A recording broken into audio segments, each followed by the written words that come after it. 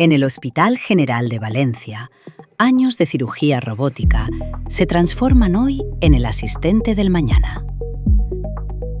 Presentamos SIRA, el Sistema Inteligente de Reconocimiento Anatómico.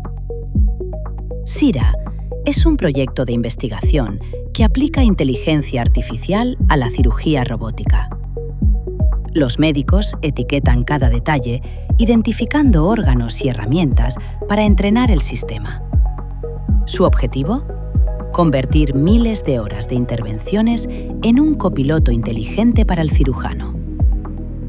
Gracias al procesamiento en tiempo real, el sistema identifica estructuras anatómicas y herramientas quirúrgicas, ofreciendo una capa de seguridad y precisión sin precedentes en el quirófano.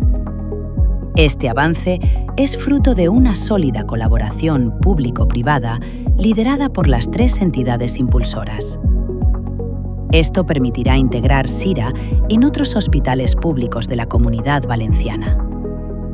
Con el apoyo de nuestros financiadores, posicionamos nuestra sanidad a la vanguardia internacional.